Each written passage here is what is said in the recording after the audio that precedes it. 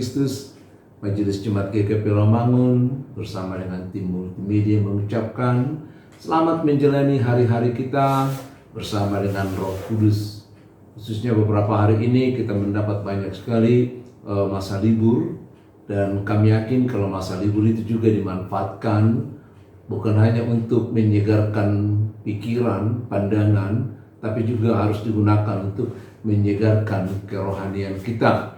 Semuanya itu hanya dapat kita lakukan bila kita mau mempertajam pendengaran kita, mengasihi Kristus, mendengar suara Roh Kudus, sehingga kita boleh memilah-milah suara yang ada di dalam pikiran kita setiap saat dan setiap hari. Kaum pria atau seksi pria Jemaat GKP Romangun, lama kita sudah tidak bersama untuk membawakan PA untuk para pria. Biarlah kali ini akan kami mulai kembali untuk membawakan PA, walaupun secara pribadi nanti di minggu-minggu depan kita boleh bersama-sama untuk duduk bersama membahas topik untuk kemuliaan Tuhan dan mencerdaskan setiap kaum pria. Bagi warga jemaat juga yang bukan kaum pria, kita sama-sama mendengar, belajar dari firman Tuhan dengan yang kami landaskan pada Yohanes 9 ayat yang pertama sampai ayat yang ke-7, sebagaimana tertulis di almanak kita. Demikian firman Tuhan.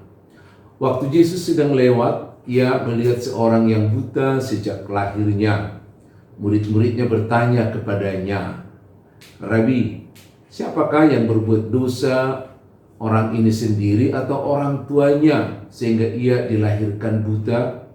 Jawab Yesus, "Bukan dia dan bukan juga orang tuanya, tetapi karena pekerjaan-pekerjaan Allah harus dinyatakan di dalam dia.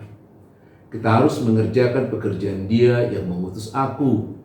Selama masih siang akan ada malam, di mana tidak ada seorang pun yang dapat bekerja.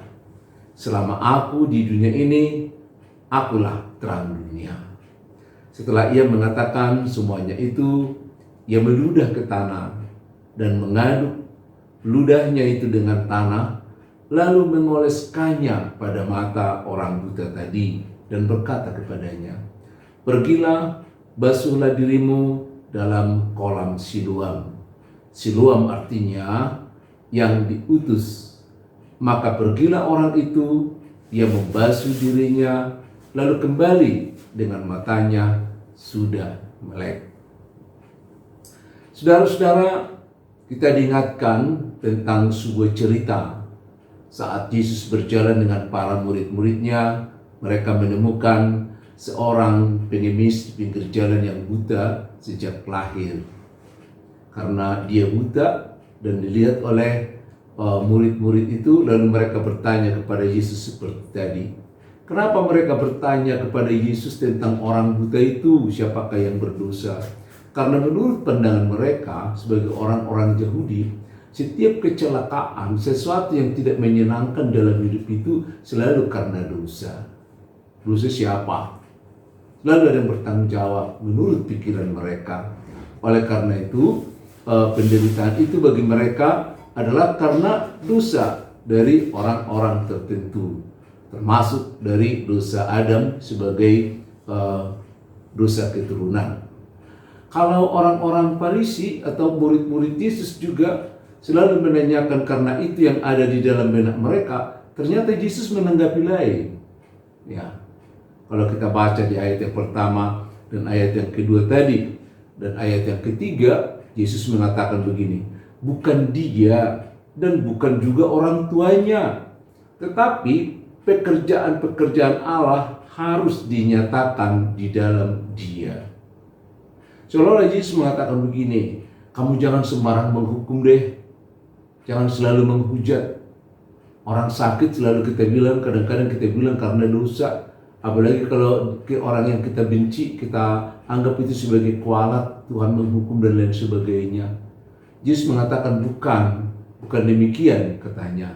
Tapi yang dikatakan adalah karena pekerjaan-pekerjaan Allah.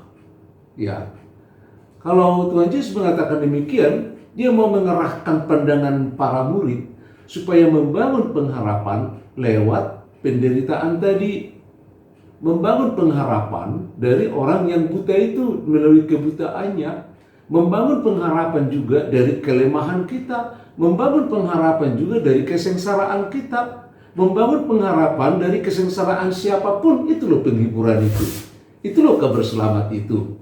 Jadi melihat orang yang menderita, bagaimana kita mengarahkan dia supaya memiliki pengharapan kepada Tuhan yang dia percayai, karena semuanya itu akan dapat diatasi. Yesus mau mengajarkan kepada mereka supaya para murid itu sebagai pelayan-pelayan bersama dengan Yesus jangan hanya mendiskusikan penderitaan orang. Berhari-hari kita mendiskusikan penderitaan orang. Kadang-kadang kita buat penderitaan orang menjadi objek, ya. Tapi justru kita kurang untuk menolong. Ada berbagai pihak yang membicarakan penderitaan. Ya, kita tahu juga setiap pemilihan, pilkada, DPR dan sebagainya selalu mengatasnamakan penderitaan rakyat. Penderitaan rakyat itu selalu dibuat menjadi komoditi politik, bahkan untuk mengangkat diri. Ya, tidak jarang juga orang-orang tertentu melakukan itu. Bahkan di aksi-aksi sosial juga seringkali mengatasnamakan penderitaan orang lain. Tahu nggak, begitu ada gempa, kadang-kadang nggak berapa jam sudah ada orang membuat kotak di pinggir jalan, keprihatinan kepada gempa ini, keprihatinan kepada ini dan lain sebagainya. Nyampe apa enggak, kita nggak tahu. Tapi seringkali orang menobjekkan, membuat penderitaan itu menjadi objek, membicarakan dan lain sebagainya.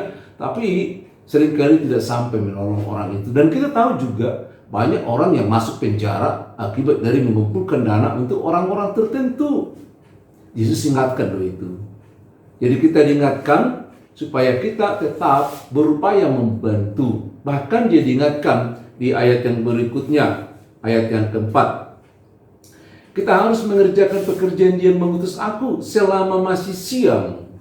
Kalau malam gak bisa lagi, kan dulu kan gak ada listrik. Bagaimana kita mau bekerja pada waktu malam? Artinya ada waktu kita melakukannya, jangan ditunda.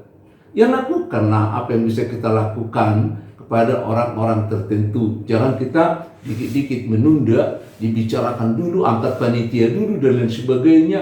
Kita diminta bagaimana dengan segera, karena ada waktunya, jangan sampai lewat. Apalagi dalam pelayanan orang-orang yang sakit. Ya, kita kan nggak tahu kapan dia akan menghembuskan napas terakhir, lalu kita akan mengatakan, wah udah terlambat gitu ya. Nggak sempat lagi kita melakukan apa-apa untuk dia. Nah, kita diingatkan bagaimana kita melakukan sesuatu yang terbaik.